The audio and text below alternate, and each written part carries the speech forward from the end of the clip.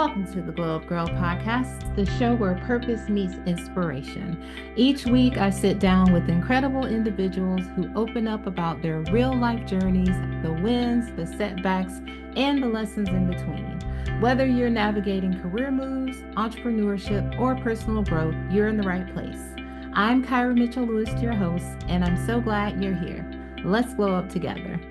Hope everyone is doing well. I hope your week is going fantastic. It is Thursday, so I'm excited to bring you a new episode.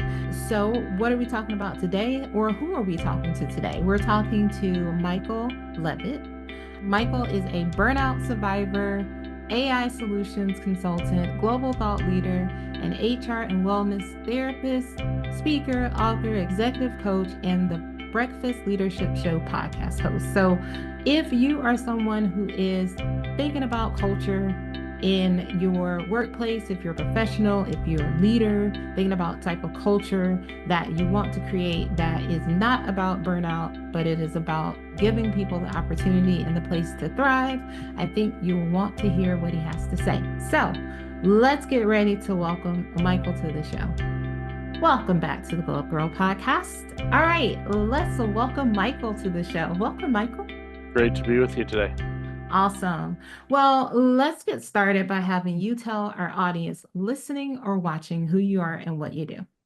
Yeah, I founded a company called the Breakfast Leadership Network almost a decade ago, which is just mind-boggling to me to think that it's been that long. But I can do math somewhat and was able to figure out, okay, yeah, that makes sense. Launched it basically to work with organizations and individuals that were fighting burnout, and that's evolved into addressing workplace culture and retention, which burnout is often a component of those challenges that organizations face. So needless to say, I've been busy. I keep telling people nothing would make me happier if there wasn't a need for individuals like myself to help people get over burnout or improve their workplace culture and keep good people, because that would just mean that everybody's doing great and I can go find something else to do. But unfortunately, that's not the case, and it seems to be getting more and more challenging, although I do see hope on the horizon because we're talking about it and we're having conversations like this to bring awareness to it and hopefully bring everybody to the table and have a really good conversation on how we can make work for all of us. Mm-hmm. Okay, I love that. And I love what you're doing because I think as everyone who has listened to the show before or been in this community, I'm a workingpreneur. So I work a corporate job during the day and I glow up girl in the evenings. And I think that being in the corporate workplace, right, there are a lot of opportunities for burnout.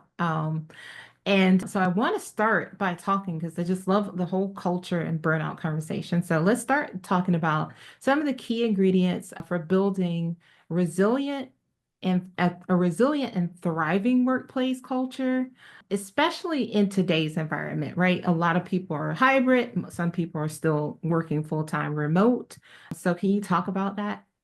Yeah, it's an interesting dynamic, and a lot of people will ask me, okay, what's the answer? What's the final solution? And I tell them there isn't one.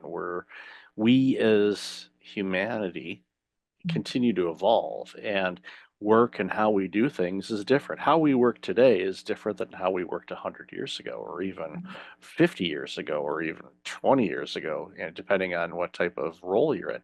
So it's important for us to understand that it's an ongoing exercise. As much as we would love to set it and forget it, that's not how we operate. So it's important for us as organizations and as individuals to figure out what works best for us. And that really depends. I know there's a lot of organizations that were full on board to staying remote forever, and then they've changed their minds on that, and they want people back in the workplace and in the office and where they work. And a lot of people are upset about that they changed their minds on that. But I look at it as, what are the demands of the system and this situation that people are facing? What are your clients' needs are? What does that look like? Mhm. Because there are many people that thrive working in an in-office or in the workplace type of environment. They thrive on that. They grow really well. There are people that have discovered that working remotely was the best thing that could have ever happened to them. Now, the reasoning behind why they were allowed to work remotely, Mhm. not so much. I mean, that was Right. catastrophic for a lot of Mhm. us, and I think there's still a lot of unaddressed post-traumatic stress from Mhm. what the pandemic did to everybody. It impacted Mhm. us all. How it Right. did it varies by individual, but there's a lot of unaddressed trauma that people are Mhm. carrying, and that's impacting the workplace, even though they don't necessarily recognize it. There's still a little bit of that there, on top of the financial challenges that we're facing, the economic situation that a lot of people find themselves in.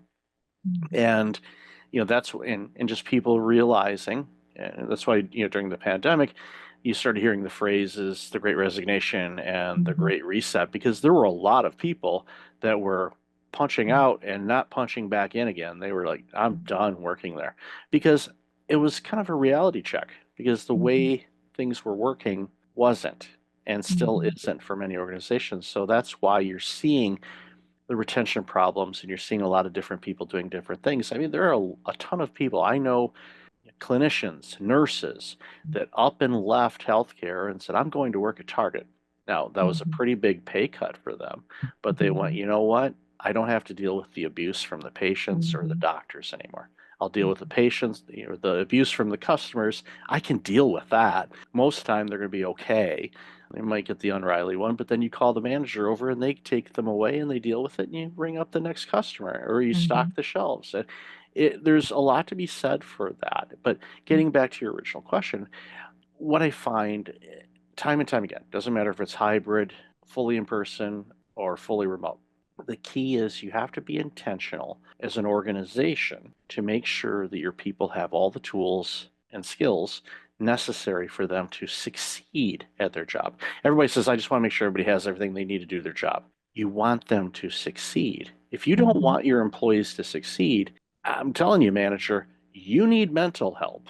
And I'll call you out right to your Mhm. face. You need Mhm. mental help. You want your players to succeed. If you're a Mhm. manager of a sports team, let's say you're the manager of the Atlanta Braves, okay, do you want your team to stink? No. You want them to win. Why? Mhm. Because it looks good on you and you get to keep your job. Right. If your team isn't going well, there's only so many of those people that you get rid of before your boss recognizes maybe it's not the people, it might be the Mhm. manager. And then Mhm. they address it. But then the problem with management, and I'm kind of going off on a little sidetrack here for a minute, is so many managers are not qualified to be managers. And what I Mhm. mean by that is they were promoted to management because they were really good at what they did, whether it was Mhm. running at working in a department, building things, working with customers, great. When you become a manager, that is a different skill set.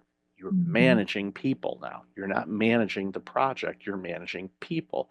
And very rarely are people trained on how to do that.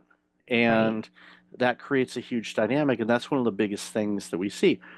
People don't quit their jobs, they quit their bosses, is a phrase that you Mhm. hear a lot. And that's because it's true. And these Mhm. managers aren't trained to be managers. And Mhm. if they stick around long enough, all of a sudden they get promoted up. And then it gets to the point, now you have a leader, an executive or a senior leader, where they're a director or something. Well, now that's a different skill set than being a manager. You're Mhm. directing. You're not supposed to, it's not like the title executive director that you see in nonprofits. It doesn't say executive doer, it says executive Mhm. director. You need to Mhm. direct. And the challenge is, again, people get promoted, but they're not trained. And Mhm. organizations do a horrible job training and preparing their people to be successful. And it's so funny. And going back to the sports analogy, it's like, you know, we just had the NBA draft announcement the Mhm. other night. Okay. Mhm. So the draft's coming up. Mhm. And so that means, all right, the basketball players are going to be, drafted, and, it's going to change their lives forever. Hopefully they get Mhm. to play a long career. It's really beneficial for everybody. But what happens is the player gets selected, they go to work for that organization. Does that organization say, here's what you do, and then step out of the way? No, they're Mm-hmm. constantly training them. They're constantly Mm-hmm. coaching them. They're Mm-hmm. constantly practicing and things like that. Mm-hmm. So some of the organizations that are thriving right now and retaining their people, they've shifted their mindset from a manager mindset to a coaching mindset. And that is one of the things that I mentioned earlier when I have hope is I want more organizations to start looking at being a coach for their employees so their Mm-hmm. employees do really good work. Because if that shift happens, we're going to see a huge shift on things. And Mm-hmm. it just makes it I it create I don't want to say it's playful per se, but I think organizations and people if if a manager came up to me and they want to coach me on how to do something better and they're approaching it in a way like I want to show you how to do this because I want you to be successful at this. Ask questions. Those are the managers, and I think back throughout my career, a lot of the great managers and leaders that I worked with and for all had that coaching type of Mm-hmm. mentality to a Yeah. degree. And I think that's one of the biggest takeaways in all of this is Mm-hmm. leadership needs to remember your job is to lead people. And you're like, well, they're not doing a good job. Guess what? That's on you because you're not leading them well. And I Mm-hmm. hate to be in the face of people, and they can send me I love getting the messages to challenge me on that because I'm open to be challenged. I want convince me I'm wrong. I'm Yeah. let's go. But Yeah. ultimately, it boils down to creating an environment where your people can be successful. Mm-hmm. You do that, they're going to feel they're valued, they're going to feel that they're heard, they're feeling that their contributions, no matter how big or small, are Mm-hmm. being impacted or impactful for the organization. Mm-hmm. And when people feel that, they tend to stay and they Right. don't go. Even Yeah. if there's a little bit more money somewhere, they don't leave. Mm-hmm. I know, I've talked with people on my show and all of that. And there was a gentleman I interviewed not too long ago. And, he works in a sector and he does, hiring and things like that. There are employees, one company he works for, the employee left this one company because they made 10 cents more an hour next door. It's like 10 cents. That's not even a measure Right. Yeah. anywhere. But they left there, not, and it wasn't because it was 10 cents more. Right. It was because of It was a toxic yeah. environment for As them. yeah, yeah, exactly. Yeah, I think everything you said is just very true. I think that sometimes, like I work in a fully remote environment. When I got hired on, like, so at the start of the pandemic, I was at a place where I'd come from being in the office and went remote.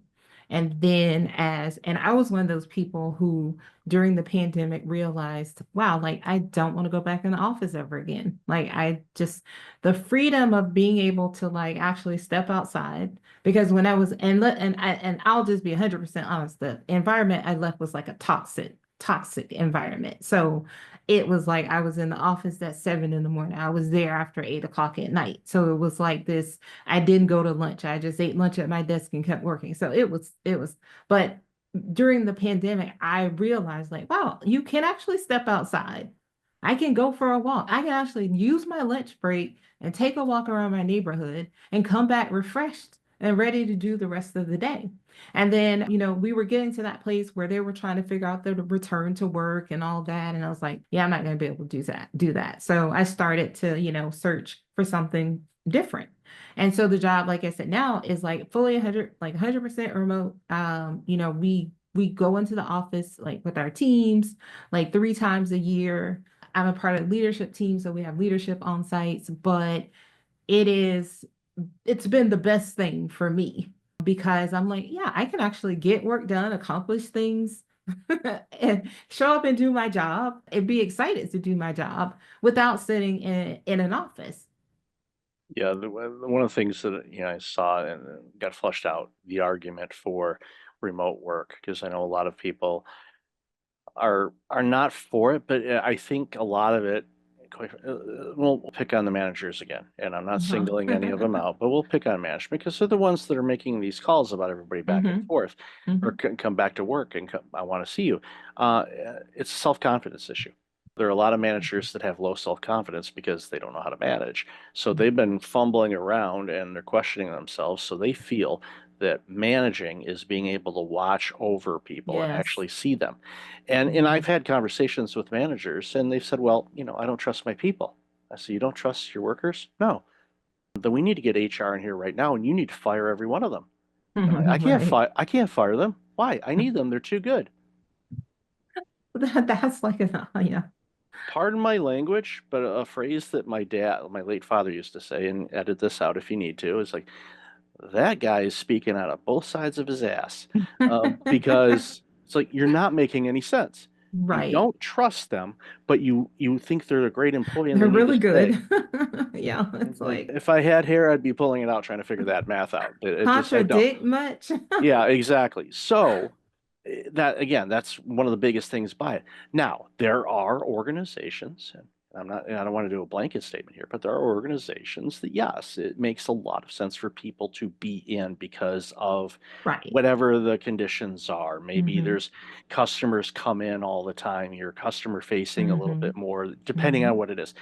Makes complete sense. Yeah. But my hope is that organizations, there'll be certain types of industries and organizations that are going to stay remote. There's going to be some that'll be a hybrid. There'll be some that'll Mm-hmm. be in person all the time. Mm-hmm. And it's just a case much like dating. You basically go, okay, who's going to be my dance partner?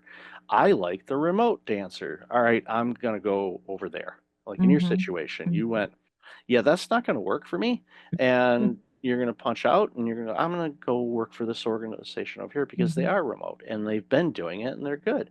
Mm-hmm. And there are people, again, that want the little bit of both because Yeah. for a variety of reasons. One, Mm-hmm. like I said, in-person meetings, there's family dynamics where it's like, okay, my spouse is working from home all the time, and in order for this Mm-hmm. marriage to continue, I need to get out of the house a little bit because we're going to end up, Right. unaliving ourselves if we keep fighting it all the time. So that makes sense. Or if they're home all the time, then all of a sudden there's family members. Let's say you have a caregiving situation where you Mm-hmm. have an older Yeah. parent. All of a sudden they find out, oh, you're working from home all the time. That means you can be a caregiver for grandma. Yeah. And you're like, I'm working full time. I'm at Exactly. work. Oh, Yeah. and there's that stereotype that if you're working remotely, you're not Mm-hmm. working. But every study that was out there, and there were tons of studies ran Mm-hmm. especially during the pandemic and even afterwards, productivity levels from employees either stayed the same or increased with remote work. Mm-hmm. Why? Because you get rid of the silos. Mm-hmm. It forced the organization to figure out how to communicate with each other Mm-hmm. Mm-hmm. and also making sure you had all the tools. Plus, it gave the employees the autonomy in many cases to work when they were most Mm-hmm. able to work. A thing we saw a lot with parents, and of Mm-hmm. course they all discovered pretty early, oh wait, I work during the day, my kids are in school during the day, now we're all home and they're going to school, and how's that work? Well, it didn't. Yeah. It was a disaster. Right. Yeah. So what happened was parents had a tough go of it, amongst Mm-hmm. everybody. They had to get up earlier to do some work. Middle of the Mm-hmm. day, they're being basically an unpaid school teacher. And Mm-hmm. then in the evening, after homework and bed, dinner, and all that good stuff, go eat dinner, then go to bed. Don't go to bed, then eat dinner. It makes your bed messy. But although some kids never learn that lesson, but what happens is then people would work later at night. So they were making some long days, which of Mm-hmm. course led to more people being overstressed and burned out. But another thing that was discovered was a lot of people realized that they were more productive either really early in the morning or Mm-hmm. later at night when that 9 to 5 block, not so much. So if there's some flexibility on when you can work on things, you are working at a time where you're the most energetic, Right. aware, connected. Mm-hmm. You will accomplish so much more when you're operating in the zone than when you're lethargic. And everybody knows this Mm-hmm. subconsciously. They Yeah. know if you had a bad night's sleep, then the next day you know what that work day is going to look like. Mm-hmm. It's not going to be good. But if you had a really good night's sleep or you had fun the night before, you're re-energized and you're ready to tackle the day. Mhm. you're going to crush it. You're going to get a lot of work done, Right. and you got to fight that temptation to continue going. It's like, because then you got to overwhelm yourself. It's like, celebrate your victories, Mhm. and kind of, it's this is a marathon, not a sprint. So Exactly. it boils down to, ultimately, just organizations and people have to come together, have these conversations, figure out what works best. If the organization is like, no, we want people in the office all the time, if that's not what you want, Hmm. then follow your lead and go, that's not going Yeah. to work for me. I'm going to go find something else. Yeah. Is it going to pay the same? It might not. Hmm. Adjust. You have to check with yourself and go, okay, what's Exactly. in my best interest for me Hmm. to contribute, Hmm. to work in a place that I enjoy working for and with, and Hmm. feel that my contribution is being recognized. Hmm. Some people need the positive affirmation all the time. Right. If someone says positive affirmation to me in a workplace, I'm Gen X. I'm looking at it from a sarcastic slant, going, "What do you mean by that?" I know they're like, "No, no, no." It's like, Wait a minute, Michael. Okay, yeah, can I just agree of there course, because I'm also Gen X, and so growing up in corporate, I was very much like anybody in Gen X was like worked to death. Like we got dumped on all the time. Like whenever there was a gap, we were the gap filler. I mean, I've been gap filling, not now, like in this new place, but my prior careers, I was gap filling because it would be like, oh, so and so can't do it because somebody's crying because they're overwhelmed. And but we know you can handle it, right? And then you'd handle it without any additional money and you just did. And I mean, I'm sort of thankful for that, like upbringing in corporate because I feel like I learned so many new things. I learned a lot of skills that I probably wouldn't have had. But I think it is, like you said, it's very different now because I do a lot of affirming as a manager because I have a very young team. I have a very young team, so I'm always like positively affirming them and saying great job da da da da because I'm like, oh wow, that's what they that's what they need. I'm like, yeah, I yeah. imagine if I went to my manager back in the day and I was like, I mean, like, can you just like tell me I'm doing a good job? They're like, get out of here. Yeah, um exactly. Yeah, they'll make some rude or lewd comment towards you, and which would violate most HR laws now. But you're like, so yeah, we're battle tested, that's for sure. yes. But I agree with you on the part, well, on everything you said, but especially the part of, you got exposed to some things and tasks that you maybe wouldn't have necessarily No. chose to do, but it gave you that skill set, and Yeah. Yeah. it's It tools is in the toolbox. And toolkit. Yeah. yeah, That and good. yeah, and it's important to use those. And I use them every day, no matter Hmm. what I'm doing. And now, if you ask me, okay, where did I pick that up? I might remember, but in all likelihood, yeah, I just use them Yeah. all It interchangeably, and was it yeah, works. it was It works out. Not saying it was fun back then, but it definitely no, paid the for sure. dividends now. It was definitely not fun back then, but like now I sort of I appreciate it because like you Mm, said, I've got the battle scars to like prove it, right. but it also really helped me in my leadership journey as to be the type of leader that I am and to treat people the way that I would have wanted to be treated when I was coming up. So I always tell people, I'm like, I think you gotta have a mix of leadership styles. I tend to say like mine is more servant leadership style because I do care about the people. I do want the people to succeed. A big thing for me with my team is like, look, I always want to know what do your work, you're doing it. But guess what? If you've got a different dream, like if your dream is not to be here for the rest of your life, that's all good. Like I am always an open door to say, well, tell me what it is you want to do. How can I help you get there?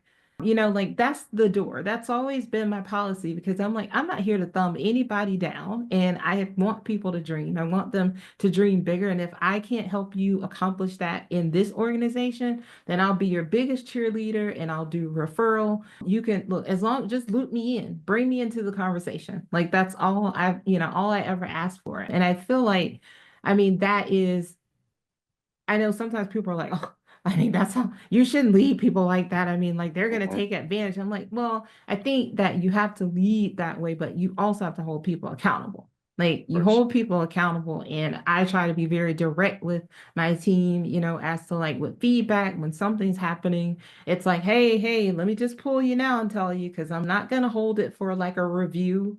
I'm not gonna hold it down the line to be like, I gotcha. I'm very like much real time and like, let's just talk about this. And what I learned with a lot of young people, I think you were mentioning earlier about setting people up for success. And it is important for organizations because I think a lot of younger people, especially, don't have like that business acumen. They don't know Right. how to work in a corporate environment. Hmm. They don't know. Some people are just coming out of like college and going into a remote environment as a first job. So they don't know all the cues that we know, how to show up in meetings, how to like pay attention, the body language. They just don't know that. So you're like, as a manager, I feel like I'm always sort of coaching them on like, okay, Mhm. well, let me just tell you, like, this is what you want to do. Like, this is how you want to do this. And I think people are like, receptive of that, like you said, because it's like, I'm not talking down to someone. I'm just helping to like build them up. Like I'm not coming at you as like I'm your manager. Like, yeah, I prefer like I'm the coach. You're the player. Like let's talk about it. Yeah, no, it makes a lot of sense, and yeah, a lot of the younger generation have not, necessarily grown up in an environment where they would be exposed to, what work, workplace is like. Especially, think about now, the kids that were born in the last 5 years, and Mhm. then their parents, are working remotely all the time. All of a sudden, they Mhm. go to take a job that might be remote or could be in person. All of a sudden, Mhm. they're like, why are we wearing these dress clothes? Although that's called work clothes. Why are we wearing them? Because we're supposed to wear those when we go Right. into a workplace. Mhm. What? How often do I have to do this? Daily, unless they've got a casual Friday thing. But you may have to contribute $5 a week in order to wear jeans. It depends on the company. Uh, wait, I have to wear that? Yep, you do. And the shoes, yeah, those. Yeah, I'm sorry, the Air Jordans are not going to fly in there, at least in this company. It's like, maybe apply for jobs that will allow you to wear Air Jordans, but I wouldn't wear them there anyway. Why not? These are my favorite shoes. Your shoes are going to get scuffed and dirty. I can't have that. Well, guess what? Head to Walmart, buy yourself some $30 specials then, because you're not. But I don't recommend that either, because then your feet are going to be hurting, because you're going to be on your feet a lot more than you've ever been in your entire life. Um, you're going to understand. If you don't know what orthotics means, you're going to find out. So spend the money on good shoes and a good pillow and good bedding. There's a whole life lesson thing. I mean, Right. Yeah. we could spend how to be an adult, and it's like that. I don't know if there's enough paper on the planet to write that book, because there's no manual. We Yeah, didn't. I mean, even at this age, I'm still like, wait, how do I exactly do this? I heard a story earlier today. I was talking with my brother, and I'm not going to share it publicly, but it literally, I felt a wire in my brain kind of go, "Ping," and I'm like, what? It was, and I'm like, what? I mean, it's like just thinking about it right now. Is still, I don't want to lose another brain. I don't have much in there anyway, but I don't want to lose any more of it. But yeah, I feel for them, and it's the case. That thankfully there's people out there like yourself that recognize, okay, you don't be mad at them that they don't know and they weren't No. taught, Yeah. and they were focused on get through school. Okay, now I got my degree. Okay, now I got to Mm-hmm. go get the job so I can Mm-hmm. eventually afford to rent a place and move out and Mm-hmm. then start my life and all the fun things that adults like to do. Exactly. And it's I don't want to compare. Well, we had it easier. That you can look at statistics and map that out, and we can have that discussion. But ultimately, I look at, okay, what do they need from me? How can I Mm-hmm. help them be the Mm-hmm. best that they can be, Mm-hmm. like what you said earlier. I did that, when I was in healthcare leadership. I did that all the time. There'd Mm-hmm. be clinicians or administrative staff that had goals and aspirations to, kind of go up to a higher role, which our organization didn't have it unless they took over my role, which, if they if they want it, I should have told them, yeah, you can have it here. Here's the keys. Good luck. You know, 2414 is the bathroom code. Good to go. So, but I worked with them like, okay, let's get you on this. Cause I know, like, for example, there was a nurse that, had, aspirations to get into the hospital sector as a nurse educator. And I'm like, all Mhm. right, well, let's have you lead some programs so you can educate some people. Mhm. Let's Mhm. mimic what that looks like. And I knew people in the sector, and I'm like, okay, what does that role entail? What do they do? What are some skills that they would need in order for you to consider them? And they said, well, here's what we'd look for and all that. So any chance we could, we set up things where she could do that. And then lo and behold, she comes in and says, I have to submit my resignation. I'm like, congratulations, which is probably not the word she was expecting from me. I said, so where are you going? And she told me and the role it was. And I'm like, so what we did worked. And she said, Mm. yep. I'm like, good.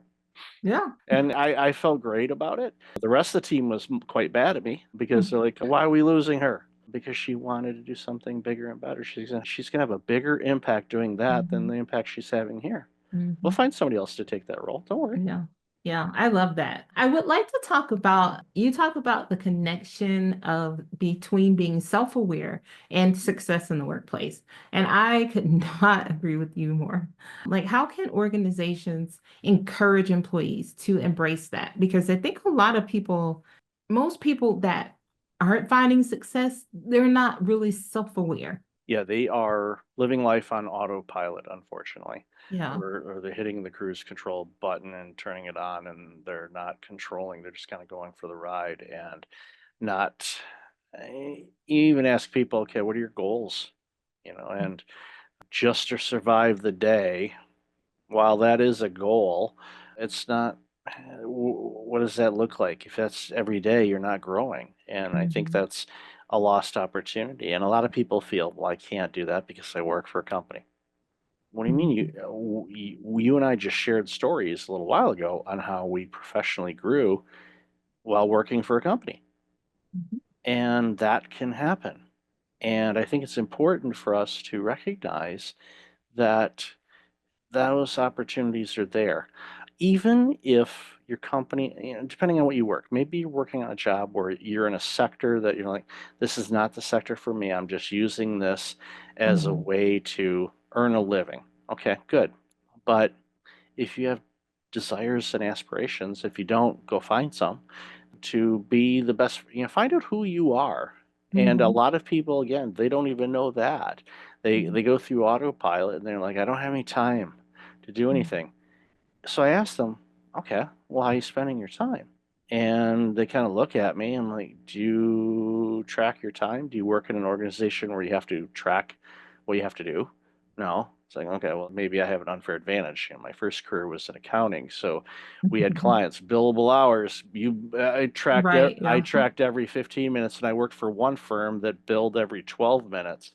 They did the math on that, and they figured out they could make more money that way. I'm sure the clients were like confused by it. They're like, oh, we're every 12. And it's like, yeah, that worked out really well for that one. I'm sure that they're probably doing like every 6 minutes now, knowing that firm, but not mentioning any names again. But anyway, ultimately, it comes down to for people to become more self-aware, they have to understand how they're living their lives, and that goes down to just kind of scaling things back, seeing how they spend their time. An exercise that a good friend of mine, Virginia, taught me years ago was kind of similar to what I was doing already, but she helped me refine it. It definitely made a big, big difference in me. Is literally track your time. Mhm. Okay, okay, I work 9 to 5 every day. All right, Mhm. track that. But on your work calendar, if you worked on something, track how long it took you. Just Mhm. get an idea of things, and then and on your personal calendar, you have obviously have your work thing there, but then Mhm. your non-working hours. Hopefully, you get more than one non-working hour. You might not because you're doing a bit full time and then you're doing your own business too. So, but that's a different story for a different day. But ultimately, you want to track how you're spending your time. And then Mhm. the game changer for me was to color code your calendar. Now, if we have Mhm. watchers or listeners to the show and you're colorblind, that I got you. Okay. Use your favorite symbol instead, because I know if you don't Mhm. see colors, I'm telling you to color code it. That's like different shades of a pencil. It's like it's just not, you're not going to notice a difference. So in that case, in the title of what you're spending time on, just use different symbols. Mhm. But if you're color coding or using symbols, for your me time, which is your Mm-hmm. self-care time, your relaxation time, your fun time, going out with friends, going to the movies, whatever you consider leisure and fun time for you, you want to Mm-hmm. use your favorite color or your favorite symbol on Mm-hmm. your calendar. And again, track everything. And the reason why you do this is then, over a period of, a couple of weeks or even a month, you can go back and you can look at your calendar. And if you don't see enough of your favorite color or favorite symbol, that means you're not spending enough time on you. Mm-hmm. And you have to find ways to do Mm-hmm. that. Even if it's 15 minutes here or 10 minutes there, do Yeah. that because it Yeah. re-energizes you. And also, Mm-hmm.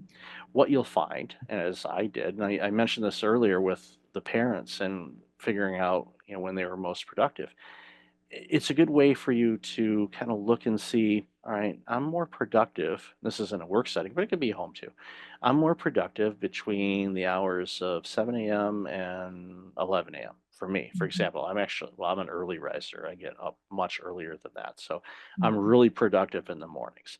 Afternoons, not so much. Excel spreadsheets, if I look at them after 3 o'clock, forget it. My eye, the numbers and the Right. rows are dancing, and it's not entertaining. So I Right. recognize that.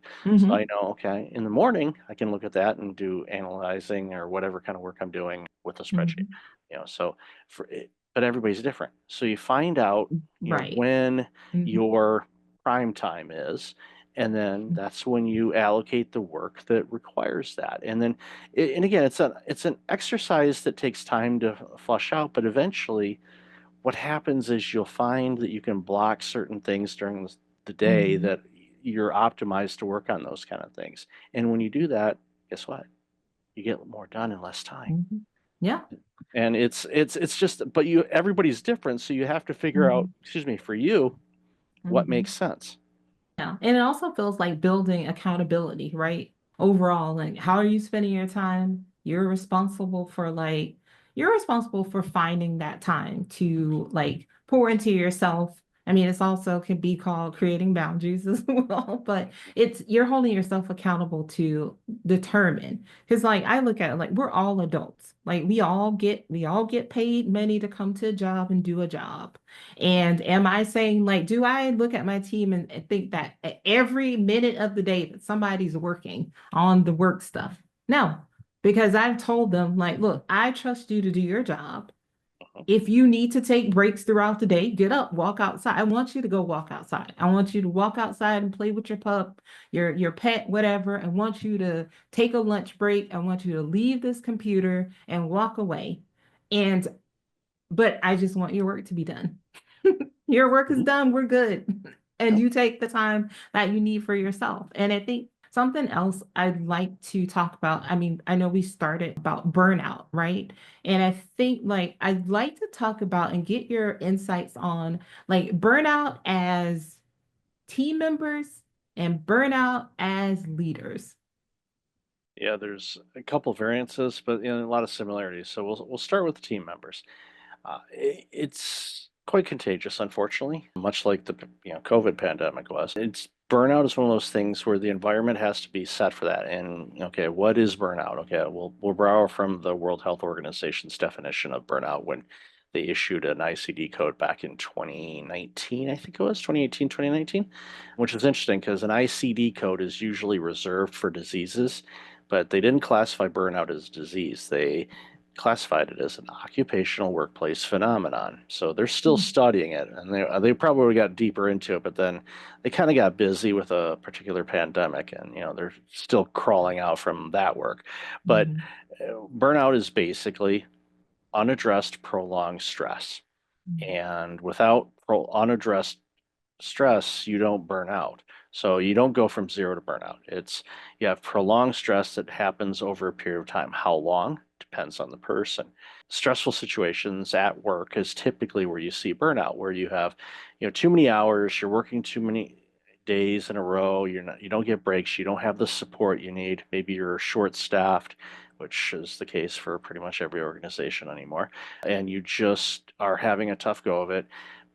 There could be other factors involved. Home life could be different. Maybe you're having some health issues, but stress, again, having worked in healthcare administration for well over a decade, the majority of chronic diseases out there, disease, hypertension, high blood pressure, all those things, stress is an ingredient. So we can stress ourselves to get diseases. It's scientifically proven. And that's a big concern because the more stressed we are, the more we're going to have to be on all the medications. We see the commercials, where they say this, it's like 10 seconds of what this drug can do for you, and 90 seconds and the different ways it's going to All the kill things. you. Yes. And it's like, I saw one the other day, and I'm like, they're going through the list, and I'm like, I'm glad I wasn't writing this down because I would have lost track. It was like, and they were going on and how it caused, issues, and it had nothing to do with this region, but it was like, both for men and women, it could cause lower region problems. I'm not going to say what or where, but I'm like, that has nothing to do with what you're taking that medication for. Why is it causing that general area to start having all kinds of different problems? And it wasn't just one problem. There was like 5 or 6. I'm like, how am I going to take that? I mean, I'm not a patient for that type of medication anyway, but I'm like, why in the world would anybody take that? It's Right. like, this is a side effect include. Like, how did that get passed? But that's another conversation for another day. But prolonged stress turns into burnout. So when you're in a team, if everybody's, kind of going through the same things and suffering the same challenges and all that, it can overwhelm a team. If there's too much pressure from management to perform, but they're not giving them the tools to succeed, it's a losing battle. It's like being, again, using a sports analogy, it's like a team that you're not good.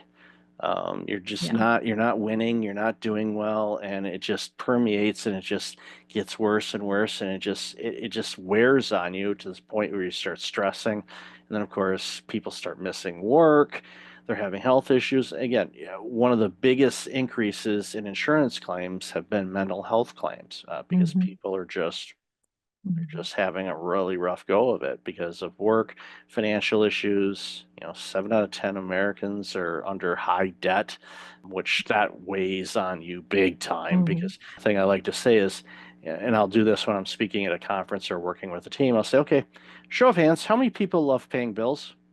And no, everyone's sitting on their hands. Yeah. How many of you like the ability that you can pay bills? Everybody's hands go up.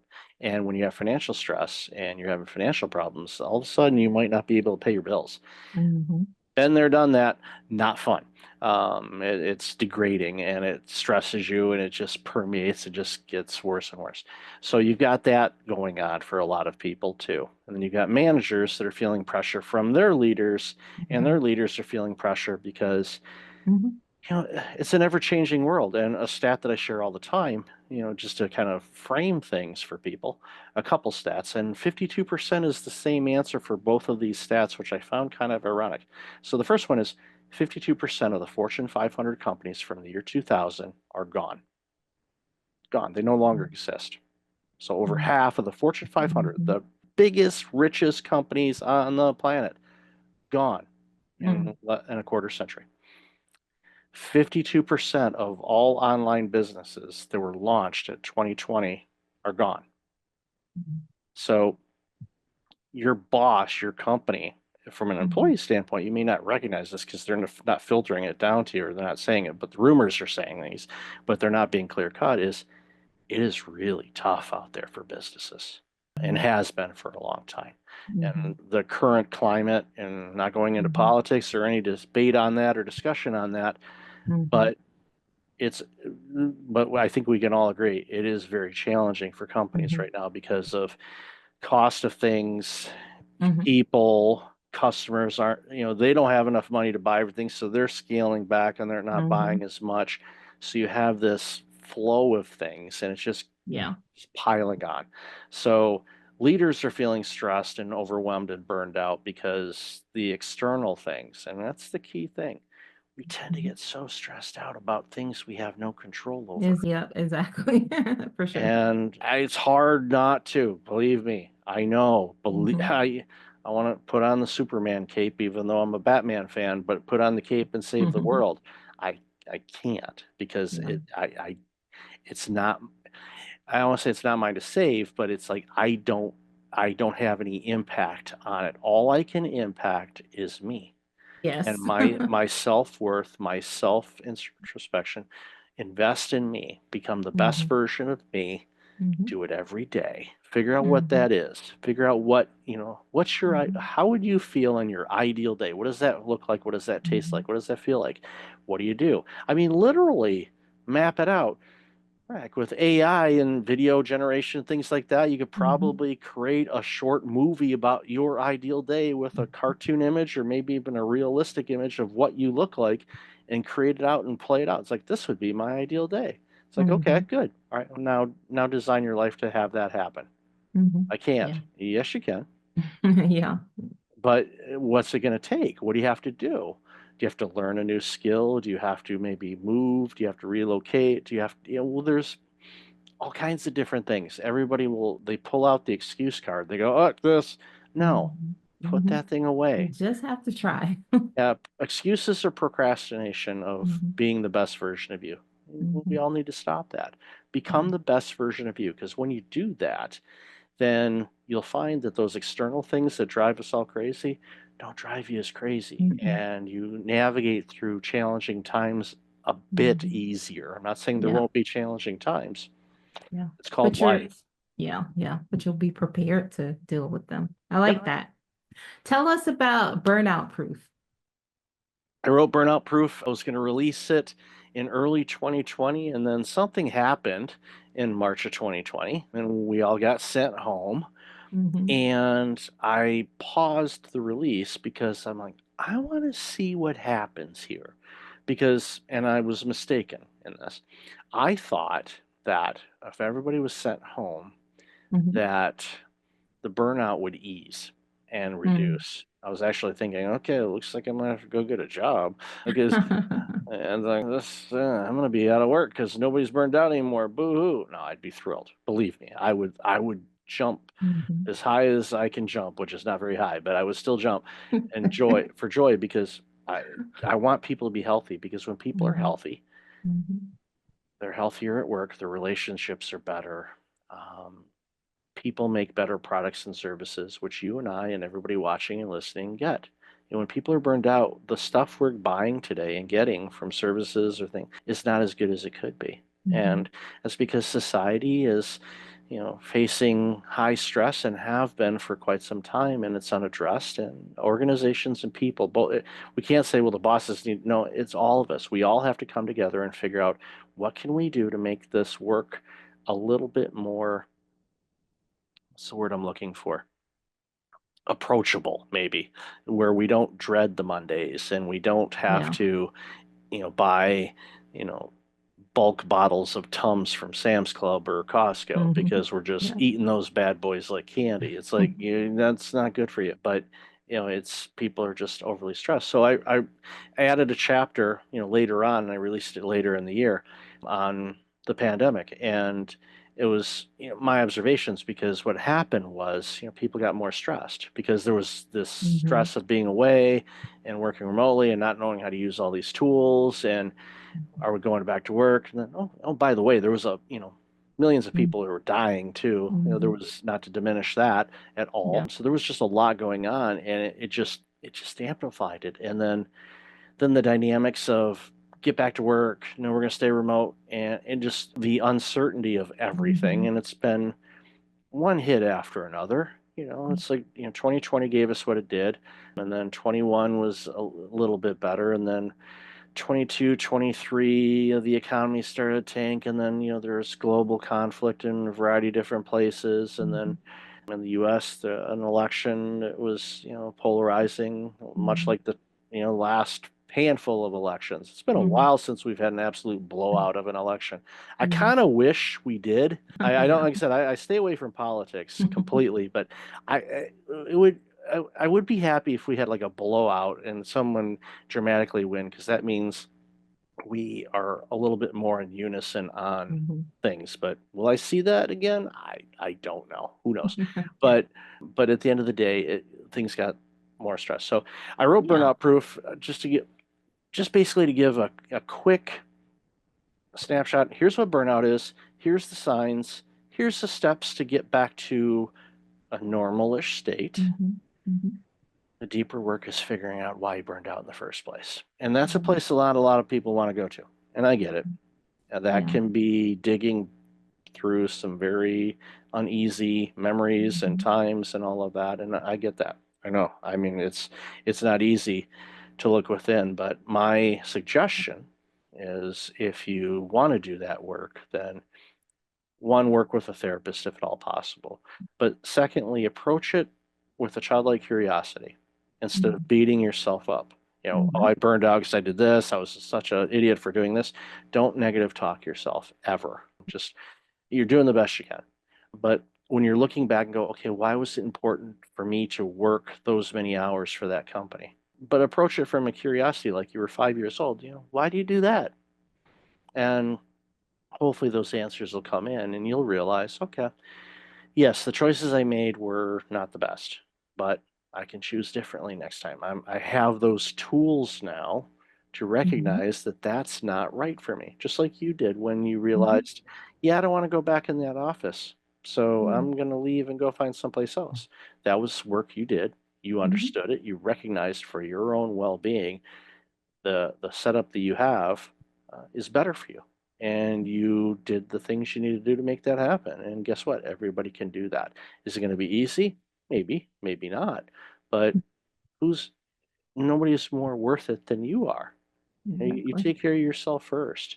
You Mm-hmm. make the best version of you. Guess what? Society benefits from that because when you Mm-hmm. serve and you help people, we're getting such a better version of you Mm-hmm. than a burned out, washed up, too tired to give anything. And you're like, here, it's, Yeah. My yeah, cup is empty, yeah, but I'm still yeah. pouring. I still have a little tea left. We're good. All right. Well, thank you so much for that. Can you tell people listening or watching how they can connect to you? Where can they get the book? Yep. How can they work with you? Yeah, breakfastleadership.com is the best place to go. If you go to breakfastleadership.com/burnout book, I'd be more than happy to send you a digital PDF copy of the book, no charge.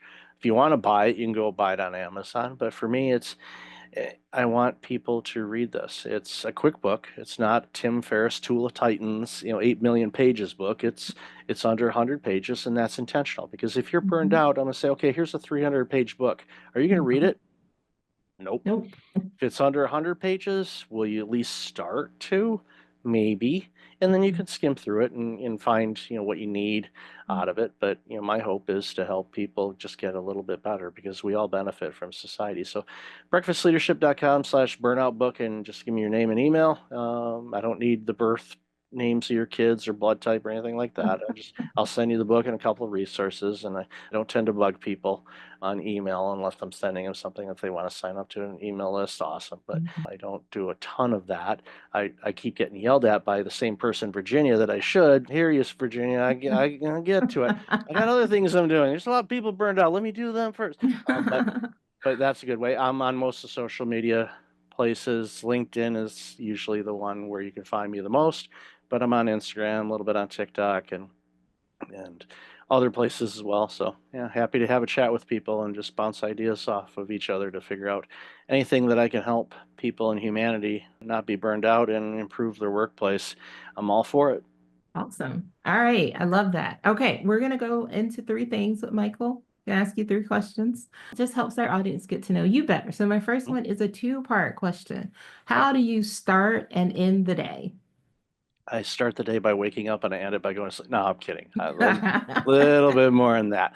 Um, I start the day again. I wake up pretty early, usually on my own. I do have an alarm that I use, but usually I wake up before that device decides to yell at me, and I just get up and prep my day, get cleaned up, and get to check emails after I've cleaned everything up and made breakfast and all of that, and then I ease into my day, and then at night I make sure to shut down, excuse me, technology and all that stuff at least a half an hour, should be longer than that, but at least excuse me, Mhm. a half an hour before I go to bed. And I, Mhm. I don't use screen time in the bedroom, nor should anybody else, because the blue light, you hear about blue light and Mhm. blue light blocking glasses and things like that. The blue light tricks your brain into thinking it's still time to wake up because it mimics some of the rays from the sun in many ways. So that's why we always recommend don't use any technology in your bedroom or wherever you sleep because it's tricking your brain, which of course impedes your ability to fall asleep. And you need to Mhm. get really good sleep. You get really good sleep, that helps you fight stressful situations so you don't burn out. Good. All right. The second question is, what's a goal or intention you've set for yourself this year? For 2025 at the time of this recording is and it's kind of a carryover from last year, which I know I shouldn't do that, but I had so much fun with it. I want to continue. Mhm. The goal is to simplify and just to, take snapshots, quarterly at least. Okay, where am I at? What are things that are working? What are Mhm. some things that I don't want to do anymore? How can I streamline things and offload or do something else or just basically check with myself going, okay, what's resonating with me? What do I see out there that I can be of service? Is I doing the same thing that I'm doing now, or should I segue over to doing something a little bit more? Mhm. And Mhm. it's an ongoing exercise for me, but that's the biggest goal is just to simplify so I Mhm. can be more, present to help in any way that I can. Mhm. I love that. All right. And last, where are you finding inspiration? For me, it's just, literally nature and understanding and just being present in the moment. I go for morning walks, and this time of year you tend to hear more of nature than you do in the dead of Mhm. winter, but you still hear things in winter too. You just have to pay a Mhm. little bit more attention. Mhm. But just being aware of things and listening to birds chirping or just going for a walk, just looking to see what nature's around. Even in a busy metropolitan area, you'll still see geese or maybe ducks flying around or birds or people walking their dogs or just nature and humanity. I just try to be more present, and it's Mhm. hard because our brains automatically are, and they're designed, by the way, to do this, just to start thinking about a variety of different things because the Mhm. thoughts just flow like a river, and Don't they? sometimes you're like, can we build a dam or something in this because this is getting annoying, but it's just for me, I find inspiration in that and just seeing what other people are doing and looking for opportunities again to re-energize myself, so Mhm. listen to a lot of nature sounds or meditation type sounds. Mhm. Yes, I listen to music, all kinds of different genres and things like that with vocals and guitar and everything like that, but sometimes I just want to listen to some you know sounds, just ancient sounds or other things that just kind of keep me grounded, and I go, okay, let's Mhm. focus on this and just let the thoughts come as they come and go, why did I think of that? That's kind of weird. Again, Exactly. that goes back to the curiosity thing. It's like, Mhm. why in the world did I think about that now? That's weird. Mhm. And just Mhm. I don't dig too deep into it. I'll go, okay, is there a lesson I'm supposed to learn with this? Maybe, maybe not, I don't know, but those are some things that I do that keeps me inspired and motivated. Awesome. All right. And my final question for you today is, Mhm. what are three things you'd like our audience to take away from our chat today? Some things we didn't really talk a little bit about this, but and I mentioned this from the book too, but I mentioned it a second ago. Focus on getting really good sleep. So buy the best mattress, pillow, sheets, bedding, blanket you can afford. Okay. If you've ever gone to a resort or stayed in a luxury hotel and you sleep in their beds and those beds feel amazing, guess what? You can have those at home too. So figure out a way to save up money and really invest in your bed because where do you spend 8 hours, hopefully, or around that consecutively in one spot? It's your bed or wherever you sleep. So if you Mhm. create a luxurious, relaxing environment for you to sleep, guess what? You're going to get good sleep. You're going to get good rest. Restful Mhm. sleep helps repair the damage that we do to ourselves on a daily basis. From there, again, it helps you navigate through stressful situations easier because you're rested and you're more aware and your cognitive abilities improve and all of that. Secondly, and this is not me yelling at you for going to a fast food restaurant or anything like that, but find out the foods that provide you the energy that you need through the day. And everybody's different on that. So Mhm. figure out what foods, keep a food journal and keep track of what foods make you feel good, what foods make you feel lethargic, and plan accordingly. And you'll figure out that there's certain foods that you really do really well on, and other foods, while they taste amazing, you feel like garbage for the next Mhm. day. Well, that's not going to help you out at work. Right. So, or in life. So figure out what those things are and, fine tune your diet to, eating the foods that you feel good at. That helps. And or thirdly, schedule as much me time as you can. I know it's hard, especially if you're working long hours and you're an entrepreneur as well and all that, but find time, even if it's 15 minutes here or there or half an hour or randomly a day off, if you take advantage of it and fight that temptation to work. I do that myself. I mean, there's, Friday is a day that, that I try not to overload with things, but I Mhm. have that gravitational pull. Well, I could do this and work on this. I'm like, stop. And so I'm telling you to do it. And guess what? I'm just as guilty of doing it as you. So we're all in this together, but figure out some me time where you just do whatever you feel like doing. And you can Mhm. schedule it, or, and I know this is going to be counterintuitive to what I said before, but you could also schedule not doing anything and just kind of stare at a Mhm. wall and let those thoughts come in.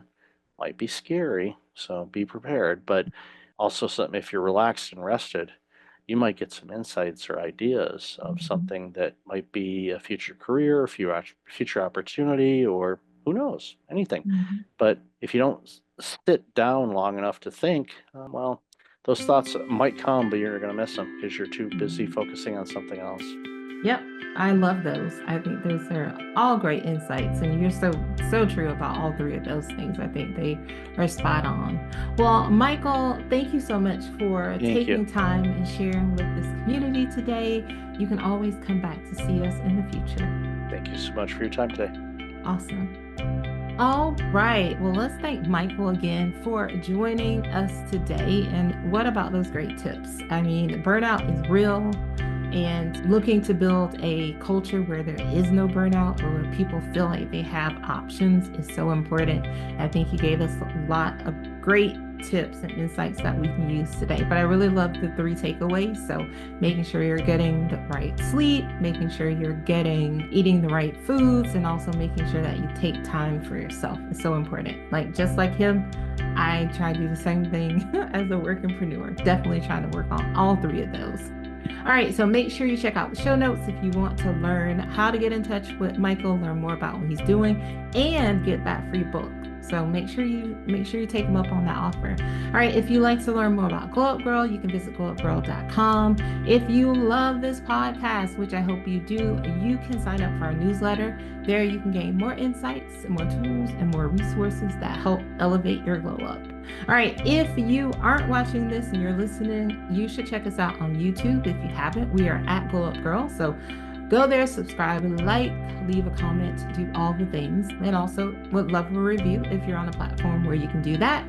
Also, if you haven't checked out our Glow Up Girl merch, make sure you do so. There has to be a person in your life who you want to give the gift of glow up to. So make sure you go there and check out that on our website. Also, lastly, if you have any thoughts, any people I should be talking to, make sure you send me an email to hello@glowupgirl.com or send me a DM on Instagram. All right, so I just want to say thank you again for taking time out of your schedules to listen or watch wherever you may be in the world. So until next time, stay focused, fab, and glow up. Take care, everyone.